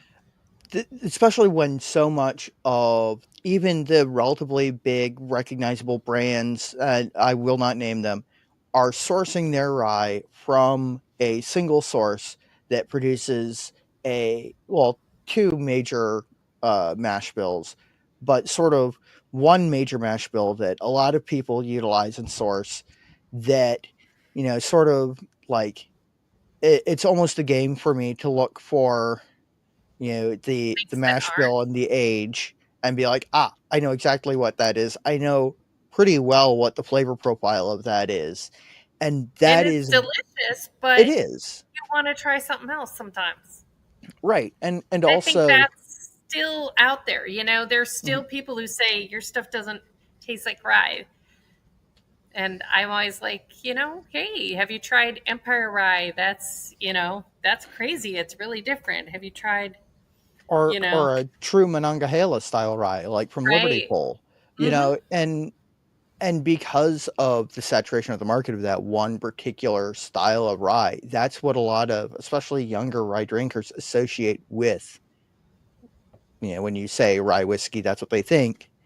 That there is so much to set yourself apart from that is a totally different direction and a new and interesting experience for a lot of drinkers.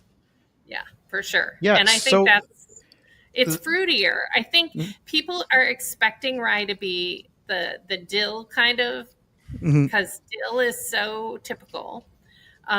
One of the one of more common, um, we have used a number of different rye varietals. Probably the most common one we have used, that we use most typically, is called Rye Min, and Mhm. it is a very tall strain of rye. It's an heirloom grain. It is very fruity. It brings in a lot of the fruity notes, and I think people never think about that as being a flavor profile with rye. The Mhm. large distillery that does most of the rye in the world is it. I mean, it sources globally. It's sourcing from Oh the yeah. global north, right? There's Sweden, Ukraine, Canada, everywhere that rye comes from. They're not going from Tidewater, Virginia. Mhm. You have to have different things growing there, and I think that I've been telling people for 15 plus years, when you start tasting things rye made from grain in different parts of the country, you will actually start to notice that rye can be just as diverse and interesting as can be single malts, as can be bourbon, because it will taste different, Mhm. because people are doing different things. And that's what I've been really delighted to see. I had an Empire Rye from Kings County. It was fantastic, so spicy. Oh my gosh. And then, Corbin Cash makes an incredible California rye. There's ones in South Carolina. Highwire makes some great ryes. There's just an incredible variety out there. And that's, as this weird single rye evangelist out here for the Mhm. past 16 years, I've been waiting for this time when people don't just think rye is one thing. What do you think, Doug? um, the biggest difference that I'm getting between the make sure I say the right one, the Rabble Rouser and the Distiller's Edition, is that Weirdly, at 4%, mine says 46%, but 96 proof. So one of these numbers is wrong. I think it's 92 proof, right? 46%. It is. That's a typo on my part. Sorry. That's Phill, not the distillery, right? That was that was me it's printed. tucking in as I was filling label maker label, right? Yeah, no, totally. Isn't it funny how we all feel compelled to write both the percent and the proof on samples, even though there's really no reason to do that? I know, it's like multiplier divide. Yeah. I mean, so I started doing that because I was using samples as a way to get some friends into craft whiskey. And they were like, half of them like latched on to ABV and half of them latched on to proof. So it was easier for me to just put both on all the bottles. And then I never stopped doing that. Then they wouldn't text you and say, what one was this again? Yeah. And then we just then we get tired and we put a whiskey based QR code on sample bottles. I can't be bothered. Some people really do that. I can't be bothered. I have these little label dots. I don't have any near me right now, but these, right, that I put on the top. There it is. Yep. Yeah, that's one of the samples I sent you, right? Yep. And so I just put whatever I can fit on there, and if it doesn't fit, I put my inventory number and I say, ask me what this is later when you want to know. Because you need to know. My spreadsheet will always have that. That's the number for that whiskey. I'm not gonna change it. So you'll always know what you have if you come ask me. But also, if you want to know long in the future what you have, ask me sooner, probably. Yeah. that'll be a good idea. There you go. But anyway, so the main difference between the Rabble Rouser and the Distiller's Edition that I'm getting is that there's a little bit of like a honey tea on the Distiller's Edition. I like and that. The Rabble Rouser is more of that pumpernickel bread. So that's the main difference I get between them. Do you want to move on to something a little bit different? Now for something completely different. There's a Viking or something. Viking helm? Alien. Yeah. An alien? Okay. Yeah. So Ragnarok Rye was. Are you planning on working with them again? They have been busy touring. We found once they started touring, it was a little bit harder to kind of do it. So we put it on hiatus. I'll not say never, but for now. They're busy. You're busy. Yeah, exactly. It was just not. It was like the first one went, super fast because they were really focused on it and all this. And then it just kind of got to the back of the line. So it's just better to leave them wanting more. I will say I do really like the stoppers on these. Yeah. I said when we started, I said it has to be. We have to have heads. Yeah. So which one did you pour, Doug? Oh, the Odorous Edition. Excellent. So that was our which to be clear is not spelled like odorous, like smelly. It's Oderus. Yes, because that's his Orungus, name. The former lead singer who passed away. It was 10-year anniversary of his death, I think was. That's some of his artwork. So he's one of the artists. And I feel like I should explain for those who are unfamiliar with the people. Yeah. For those of you who are unfamiliar with the Richmond-based sort of space metal. Yeah, I'm never sure exactly how to describe the music they make. I have a friend who described them as comedy metal. Okay. They have a bit and they stick to it very strongly. They are aliens who are invading Earth and got distracted making metal music and collaborating with Catoctin Creek on making some fantastic whiskey and trying to eat poor Otto. Yes, trying to. They basically they've been known for having a meat grinder on stage where they will put hapless members of the audience in and grind them up. And So it's this, theatrical. yes, they are a lot of fun. I can't listen to them for very long, but that's more to do with you know, just they're a little bit too much for me sometimes. So we started collaborating with these guys during the pandemic. So their roots they came out of the punk movement, right? So they have that DIY ethos. They created these personas. They have these costumes, very elaborate. The stage show, and so in that they were connected quite well with a lot of the bartenders in DC who knew us, so we kind of got connected that way. They wanted to do a project that kind of spoke to Virginia because they are Virginians and wanted that to be part of it. So I wanted to do something a little different with them than what we'd done before. So what we did was we took some of our rye whiskey and we finished it using cherry and maple staves for Okay. a number of months. Yeah, I wish you Maker's hadn't quite Mark. said that yet, because now this is going to sound like I have a derivative tasting note. But I was going to say what this tastes like to me is like root beer and cherry syrup, like cherry syrup root beer. Yeah, and this particular one, so we had cherry and maple staves that we used for finishing some of the barrels in the blend. Didn't want it to be too much. Cherry and maple can really kind of dominate, so we had to kind of pare it back. This particular one of the barrels in the blend was some kind of, it was, I believe, a Jamaican rum cask that there was finished. So that was put in for the odorous addition alone. So you have just a hint of that kind of Jamaican funk of the rum in there that adds, a real sweetness to this one.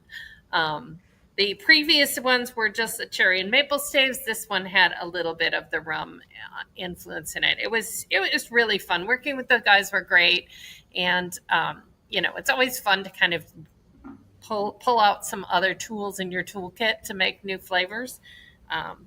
That keeps it fresh.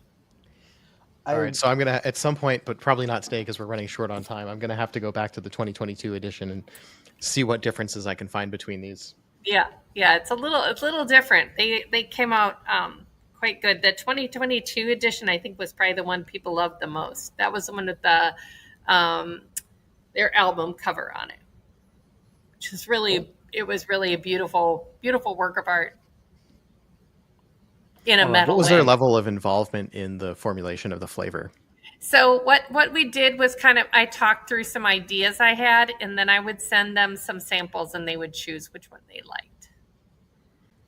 Yeah. See, look at that. Isn't that great? It's like a whole epic. Very much kind of the cartoon kind of graphic novel kind of look. That was probably the one that people were most excited about the label on that one.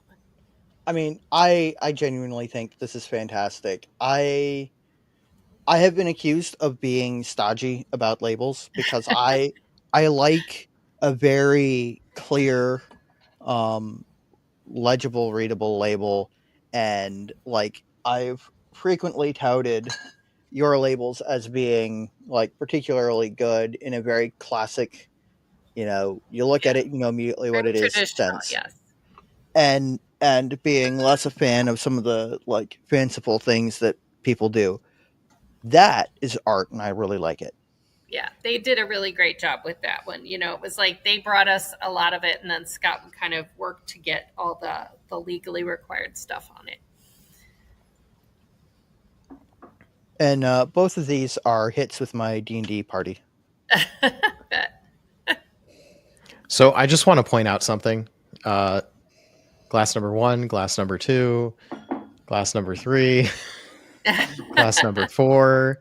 Yes. Are you seeing a trend? Glass number 5 that I pretty much just poured. Just There's a looks hole like in all of my glasses here, a hole folks. in your glasses. You need new glasses. I just got new glasses. Yeah. Yeah. Well, speaking of Definitely glasses, had a good bunch, Phill. yeah, this whiskey, all of them it's just delicious. I need to find myself a whole bottle of something from Catoctin Creek somewhere soon. I'm sure I can help you with that. Phill Pearson to have the hookup. One of my greatest joys is handing somebody something that they really enjoy, and then being able to help them either find it for themselves or find it for them, because it's spreading sort of my love of what you are creating to other people and hoping that they continue to enjoy these products. I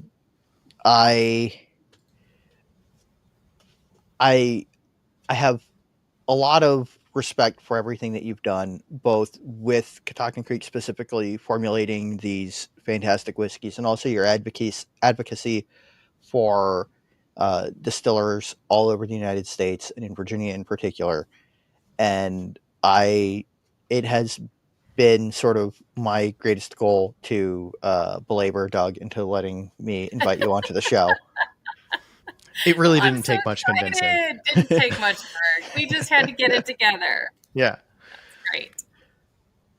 Oh man, so we're sort of closing in on our last minutes here, and one thing that we like to do is we do one of two things: either we pick out our favorite thing and we cheers to that, or we do a little blend of all the little bits that are left in our glasses of everything, and let it sit for a second while we ask a couple last questions, and then we have kind of a sip and rate of our weird little concoction at the end. That would be an interesting one.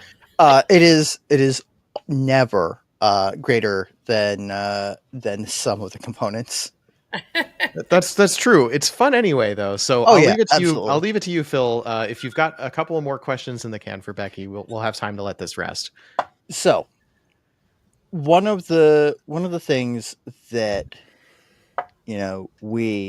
I believe that we talked about briefly ahead of the actual interview was sort of talking about like getting craft whiskey into as many places as possible and why it's becoming more difficult. And I wanted to ask you where you look for craft whiskey, and outside of just finding your local distillery and supporting them, where do you go to find whiskey that isn't from the big dogs? Yeah, it is tough, and it is really, really hard. And like I said, it's getting harder, right? I'm fortunate in that, I do get to travel some, and sometimes my work takes me to stores that carry my products. So I get to see what else is there. That's always so much fun. And to try to, get a chance to try those things. I don't get to try as much as I used to. Whiskey shows were always kind of a good way to do it. I think they've kind of gotten to be a bit too much lately. So I haven't been doing quite as many of those. But yeah, it is hard.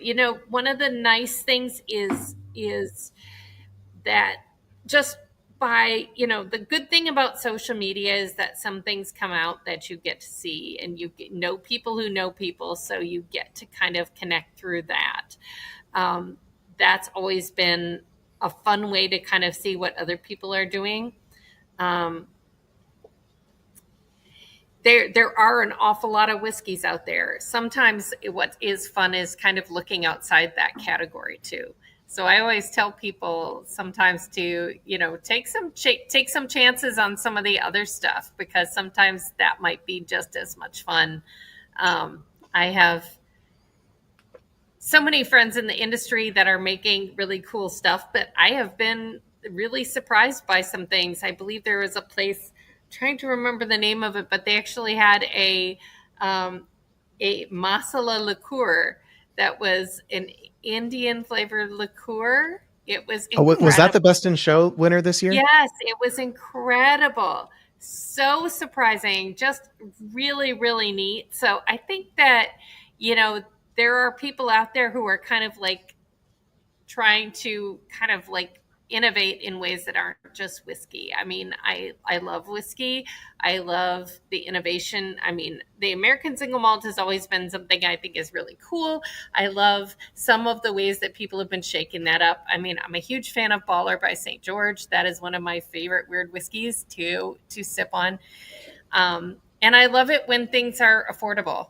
I'm just gonna. I am not a person who can afford to spend 90 and up for tons of bottles of whiskey. So I am actually a big fan of flagships that people have out there, and when they're interesting and unique, then I'm really excited because it's something it's in my treat myself zone. Yeah. I kind of tend to feel that for a while there, everything was getting way too expensive, but maybe that has started to turn. We've kind of tried to keep it to where we're not in that part. I think Phill is. I think Phill might have vanished. accidentally. But yes, there he is. He's coming back. What happened There there? you are. I went to grab my mouse to dismiss a notification that popped up on my screen, and I And you clicked the apparently X. Dismissed everything. apparently Yes. I'm sorry. Yes. No worries. But yes, I love to try whiskeys. I love to try unique things. I'd say, that's what I do. I go out and I check and I say, what's something, sometimes it's like, not what's your thing. What is something that's a cool thing that you're excited about is what I ask people if I go visit them. What are you excited about? What do you think is kind of cool? And a lot of times that'll give you something that's got a different twist on it. But I am happy about affordability coming back, and the major league, $200 whiskey thing maybe not being quite as many. I'm a fan of that. Something. That one. Yeah. I'm not going to lie. I have rarely been excited or impressed by something that I've spent that much money on. Yeah, it's so hard. It's when you're spending over. Yeah, I mean, I've been sort of probably too long now. I've been sitting on it, but I've been sort of like in the background working on a list of American single malt whiskeys that are under that $60 or less. Amen. Because it's actually such a small category of American single malt.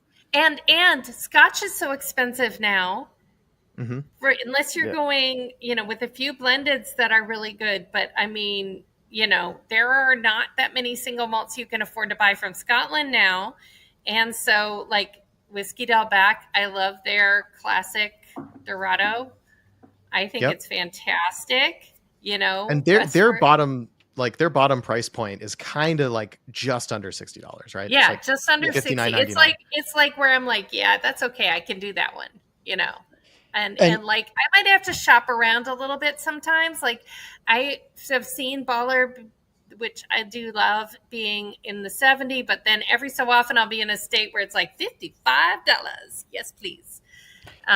So it just depends, But that's what makes it fun, is kind of like waiting for the price too. Oh yeah, and not to tout a competitor in the Virginia Whiskey Tournament, but Virginia Distillery Company has two whole series. Their Brewers Coalition and their VDC line that are remarkably they've dropped their prices, yes, which is good because they were pretty pricey. But love Amanda, love the team. They all do great jobs. All American single malt, and the price points on those are actually $35 or $40 a bottle for the VDCs, and like $55 a bottle for the Brewers Coalition. So essentially everything from VDC that's not Courage and Conviction fits in that $60 and under range, which is great. Is in a price point where it's more affordable, right? Where people can afford to drink it, make it an everyday one. Yeah, and I think sometimes people like they'll think, oh, cheaper, it must not be as good, right? Like there's definitely a thing where like if you make a product more expensive, sometimes you'll sell more of it, just because of the premium perception of something. It's And then interesting though, because I've been talking to like ABC store managers, and they said that is changing. it's changing. Okay. It is changing, because I was saying something about I said something about all these, these high price releases. And I said, they're accepting listings for the, what do they call it? Ultra super premium or something, where it's like the price point's 80 and above. They're not accepting. You can tell we're having a problem when we have to keep adding words to the beginning. Yeah, I know. It's like crazy. But I was saying they were accepting them up there. And I said, I didn't really want to price a release up there. I felt like that was too much. And I said, are you guys seeing a lot of movement in there? And she's like, Yeah, that makes sense. Yeah. I'm not going to lie. There was a time, right? Yeah. People who had, who retained their jobs in 2020 and had nothing else to do. Yes. Saved up a bunch of money and then wanted we had nothing else to do with our time or our money. So splurge on expensive things you can do at home, like drinking fancy whiskey. Yes. And so when people have the money to spare and they're seeing, oh, this product's more expensive, they're willing to go buy that expensive product because it has. You're not going on vacation this year. You can't go anywhere. And the assumption is if it's more expensive, it's got to be better. So why not spend on that? And now they have a lot less disposable income now because the world has changed quite a lot in terms of what you have to spend money on and inflation going up and everything. So now people are saying, we're back to where we were. I think when I was in college, right? Yes. The college mentality is what's the best we can buy for cheapest. Yes. But not I don't want the bottom shelf. I want a value. I want to know I'm getting my money's worth. Right. And so you settle on things like Wild Turkey and Maker's Mark if you're looking for a bourbon, because Jack Daniel's is a shade too expensive, right? It's the thing everybody recognizes, but it is more expensive. And now we're coming back into that same world where people are saying like, okay, I know this brand. Do they have something cheaper than the thing I used to buy that's still good? Because I think the brand is good and I want to keep buying from the brand, but I want to spend a little bit less money.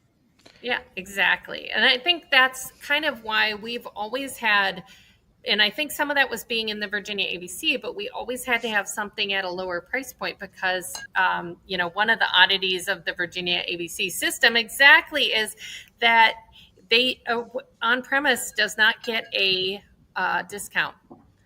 So if you are a bar or restaurant, you pay full retail.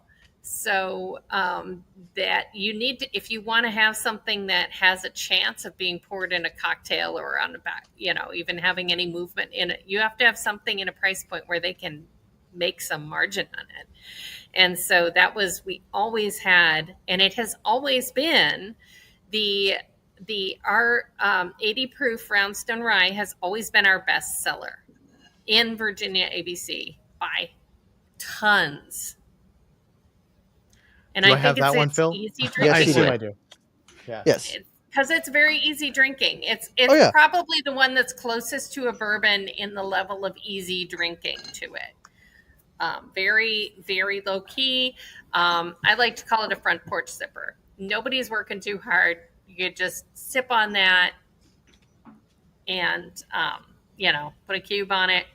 No big deal. And for a lot of people, that's what they're looking for. And so that was one of the things when we initially came out with the Distiller's Edition, we thought that it would supplant the 80 proof and that people wouldn't want it anymore, but it never did. So, I think there's a real reason to have a value whiskey. Well, we have gone on. We are talked and talked, guys. Yeah, we have gone later than we said that we would.